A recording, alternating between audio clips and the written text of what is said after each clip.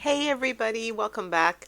Today I'm playing with some Distress Oxide that I got in the July kit from Aunty Vera Scrap and Craft. I'm also going to be testing it on Ranger's watercolor paper, but if you don't have Ranger's, you can use just any watercolor paper that you have at home. This one's from Art Spectrum. So what I want to do here is I wanted to compare how distress oxides are compared to the distress inks. What I'm going to do is I've got white, plain watercolor paper. I've got kraft cardstock, and then I've got black cardstock here. What I hope to do is compare the distress oxides alongside the distress ink, just to see how different it is. Okay, so we'll start off first with the watercolor paper, and you have to use good quality watercolor paper. I did try just ones that I got from Kmart, and it's not the same, so I'm using the Ranger. So with the Distress Oxides, it's a hybrid formula, so it looks like it's quite thick and it looks like it's chalky and it feels like if you touch it, it's going to come off, but it actually doesn't. It dries really kind of like milky but darker also, so it's quite a nice formula to work with. I really like it. Now what I'm hoping to do is not add any other color to it because this is the color that you get in the kit, so I just wanted to show you what you could do if you got the kit. This is the distress ink on the side. As you can see, it looks just like it looks like an ink, like a yellow clear fluid, and although it goes on a little bit lighter, the more that you add to it, the darker it gets. And so although it doesn't get as dark as the oxide on the there's an oxidized feeling to it. The Distress Oxide has a really like milky, it finishes quite vintagey. It still gets the same color, so if you're wanting to color it, it still works. So those two are really comparable. Now next is working on the black color cardstock. So the Distress Oxide is right here, looking very vibrant, but as it dries off it kind of turns a little bit white. So what I keep doing is I keep like drying it, and then I keep adding more ink. And I noticed that if you didn't have any water, it was a bit more vibrant than if you had a watery consistency, but it looks really good. The more you add Distress Oxide, the darker yellow it gets, so that looks really good right there. It looks like a bit of graffiti art. So I was quite impressed with that, and I'm going to start making more cards with black backgrounds, using black cardstock and Distress Oxide. So I'm really excited about that. So I'm going to show you now what the Fossilized Amber in the ink does, and it does nothing. It is just an ink, and ink doesn't show on black. So this is the one big difference between Distress Oxide and Distress ink. Now coming to the to the kraft cardstock, I thought this was interesting. I thought that if I had another color, it might have had a different result. Because the yellow fossilized amber is very close to the brown or the yellowness of the kraft, it didn't show up as much when I smooshed it on the mat next to me. So what I decided to do was just add the Distress Oxide neat, and this is what I did. And looks good. It's chalky, it sits on top, it doesn't get absorbed, and when it dries yellow. It's really cool. So I'm just going to show you now what the ink does, and it basically looks like it stains it. It looks like it's a wet cardstock. Looks like brown, doesn't look too yellow. And just because I couldn't help it, I wanted to add, this is Faded Jeans.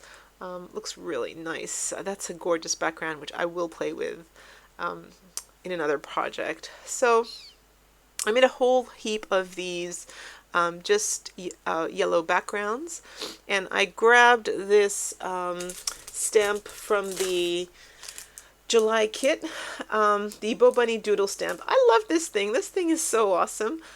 Doodle stamps, I don't have doodle stamps, so I think they're great borders for any art journaling that you do, or any fun cards that you wanted to make. And I'm just playing here with, there are 3 different types of doodle stamps, and then there's a fourth one, which is really interesting. I'll show you what I do with that one a little later on. So yeah, I'm just playing with the different doodles. One is circular, one is like little wavy, and one is big doodles.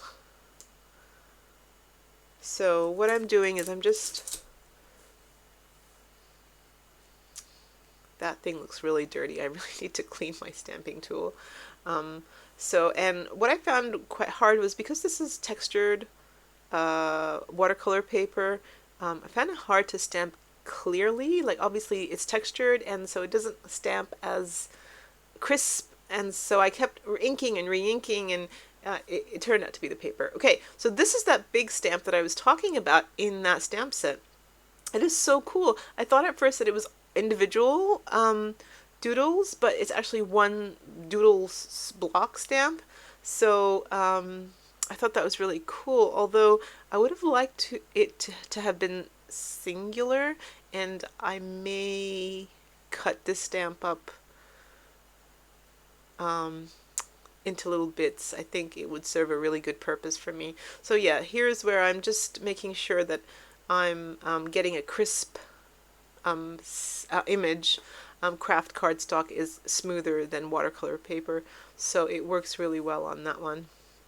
So yeah, had a lot of fun. This is just a play session. I'm just playing with the stamps, playing with the Distress Oxide, and getting a feel for my supplies, I guess. So here we go. With a few of these backgrounds that I made, I decided to make some cards. I'm using the Emoji Love Paper collection by Simple Stories, which came in the July kit. I've already done a project for my first project with this collection, and I've just got little bits of pieces of paper that I have left over from that first project, and what I wanted to do was just use up as much scraps as I could. So I thought that the color combination of the fossilized amber along with the yellow emoji characters was really great. So I thought this was really good. I really love how this simple card came together. Now, we did get an emoji die in the kit, but I also found that these guys were so great, so I cut them up from one of the papers, and I think they work really well. I did think of putting a black behind them, but I went with putting the 3D foam tape underneath that, and just by lifting it, it created enough of a shadow to make a difference between the characters and the yellowness of the background. And finally, what I'm going to do now is, just for the sentiment, I decided to grab one of these dies from my Sizzix set, and I decided to do Forever Friends, or I think I put it through as Friends Forever. Either way, I think it's a good sentiment. I think this is a great card that you can give to a teenager, or if a teenager were to give it to another teenager. My boys get invited to a lot of parties, and I think that this is one that I might keep for them to give to their friends. It can go either way. It could be a male or it could be a female card. I love it. I love the joyfulness of the colors and the joyfulness of the papers. These characters really, really make me smile. So I love the simplicity of this card. It's really good. And just like that, that card is done. Now, card number 2. So I grabbed another one of these where I doodled with that stamp, and I cut out a circle. And really love that paper, so I decided to go one more time with that paper, and just using it in the background. Now, what you don't see, I do this off camera, I cut a little bit of acetate and I mounted it on the back of that that background, and then I put 3D foam tape all the way around. I'm now putting some sequins on, and what I'm doing is I'm pulling out colors from the back from that paper there. So red sequins, black sequins, and what I'm going to do here is I'm grabbing this puffy sticker, Mrs. Grossman's Puffies, just stickers that we got in the July kit, and I'm just orientating them there so you can see them through the window. I'm peeling off the 3D foam tape, and I'm making this gorgeous shaker card. I should make more shaker cards. I love them so much. I tried so hard to be centered here, but when I flip it over, it looks like it's not so centered. Jeez. So I do correct that off camera. I then cut a little bit of a border, same with that same paper. That paper is really awesome. I think this card is so great. I showed it to my son and he said, "That's so cool." So I don't think I'll be sending it to any of my friends because I think my boys are going to take it. And then my phone was just sitting there and I found that there was one little cupcake in that puffy stickers, and so I put it on my phone. So so cool. So last of all, I decided to grab this die set from Kraft. There's a love and a hello, and I've just cut it out of foil, a golden foil, a cardstock that I have. And I think Hello Love is so cool. I think it's just such a fun card. It turned out really cute. Especially the emojis. My favorite emojis are the heart eyes. So Hello Love, I love it, and it shimmers, and the stickers on the inside are so awesome. All right, so on to card 3. I love these guys. So I stamped the Tim Holtz Hipsters in the middle of that yellow background. And then what I decided to do here is I just wanted to cut him out and then mount him up on 3D with 3D foam tape just to give it a little bit of dimension. So I do that here. So I'm just sticking that card front down first, and then I'm going to line up the circle with I'm gonna put some 3D foam tape and then line up the circle with his suit so that he fits really nicely. Then what I'm going to do is there's a package in a kit which is full of all these tags, and I'm just having a look to see which one looks good. I really like the one with the sentiment, but I put that on now, but later on I decided to take it off and I went with the one that looked like it was a newspaper print. So here it is now, and this just cracks me up. It looks like he's in a want ad, really. It looks like it's a mugshot, and I have this other die set, and it says smile, and it's just so perfect. And I thought it would be, I thought it was just so funny because he is so not smiling.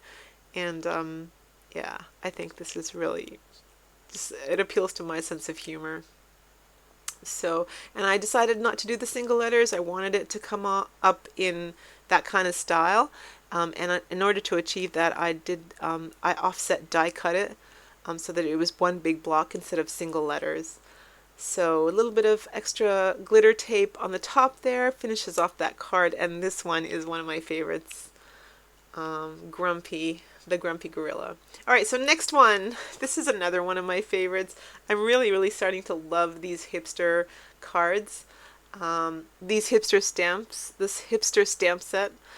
So I stamped I guess this is the man chick, the male chick. That's a grown-up chick. I stamped him there, and then I'm using, there's one of the papers in the Emoji Love collection. It's just full of all these bubbles and sayings, and so I cut this trio of sayings out, and I'm just refining it here. There were overlapping speech bubbles over each other, and I just wanted to remove those, so I'm just tailoring it here. I'm popping it up on 3D foam tape, and it just looks so good. I love it so much. All right, so, and then what I'm going to do here is I'm going to just color him in. So I'm just going to put some music on now and let you watch this.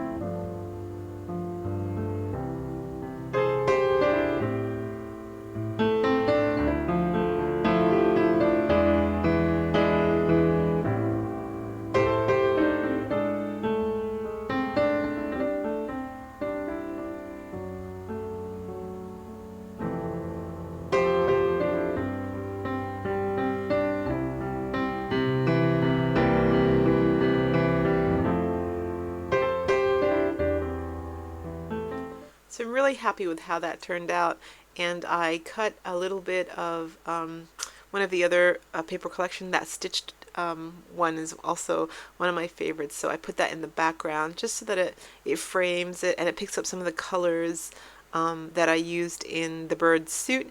And then I also decided to go for a red card to pick up the red from the yes, and it just looks really great. Alrighty, so yeah, and really I could go on forever and ever because it's just so much fun, and there are about 6 characters in that hipster stamp set that I bought. But these are my 4 cards that I made using the Distress Oxide ink. So thank you so much for joining me, and yeah, have a nice day.